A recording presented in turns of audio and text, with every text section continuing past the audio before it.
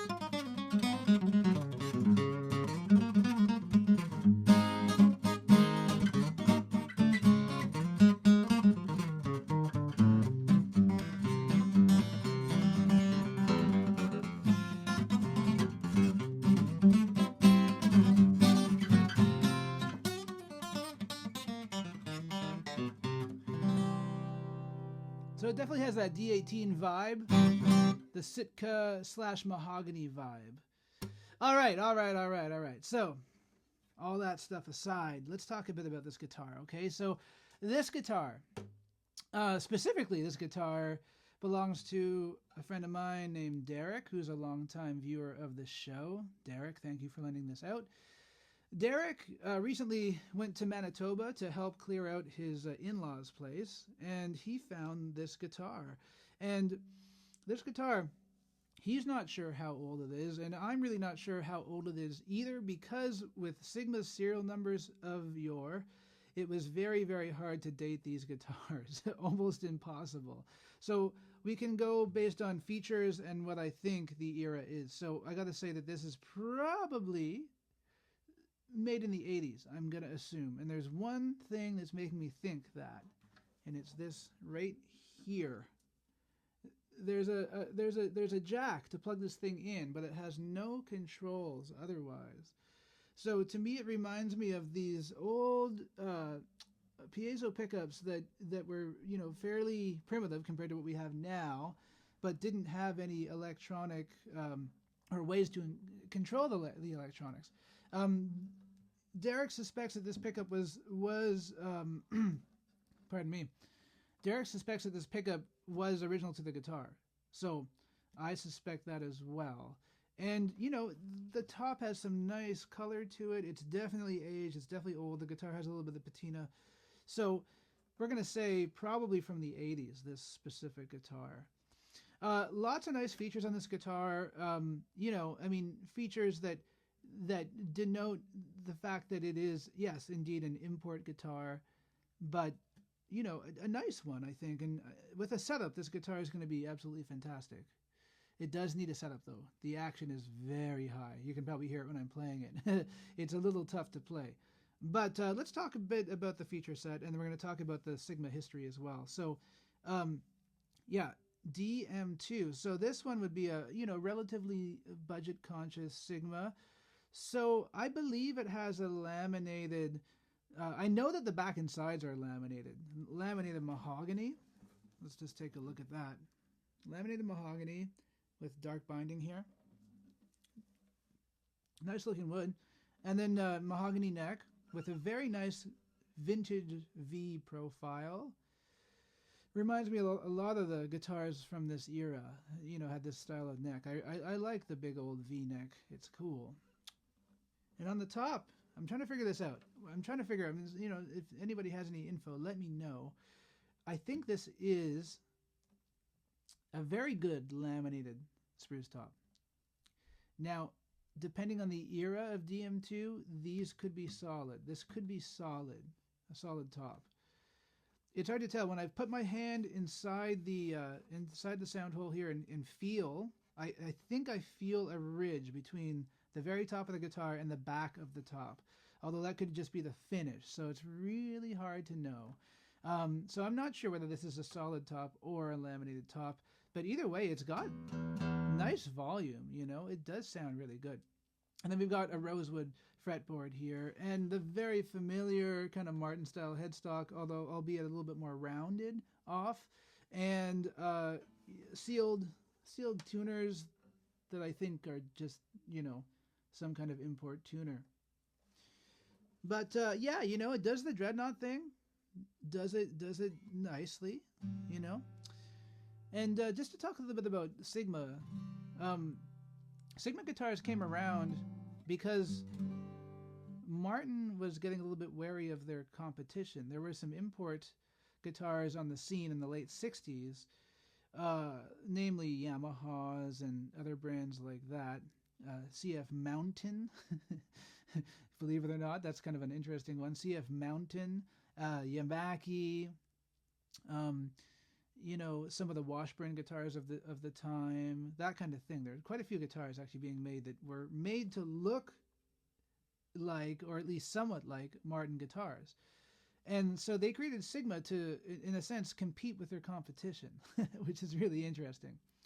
And the initial run of Sigma guitars, in the first 10 years, 1970 to 1980, they were made in Japan until it got too expensive to make guitars in Japan for a decent price, and then they moved the tooling for these guitars over to Korea, and that's where this guitar was made. It's a Korean-made one. So the Korean-made guitars were mainly made from 1984 to 1993. So this would be like a Gen 2 or Gen 3 Sigma. Gen 2, I guess, Sigma. And then at a certain point in the 80s, they started making these guitars, but more with their common Martin counterpart names, like an 18 series. They would actually call these the 18 or the 28 if it had rosewood back and sides, things like that. So based on those things, I believe this would be a mid to late 80s guitar. Let's hear it a bit more.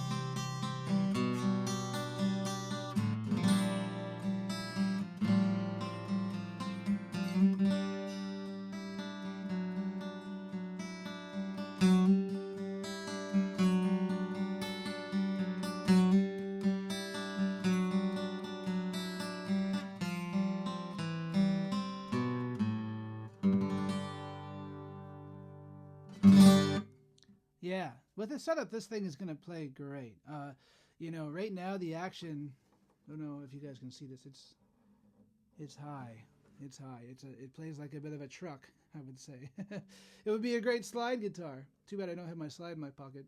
But yeah, you know, for what these things are, they're cool. They're cool, you know.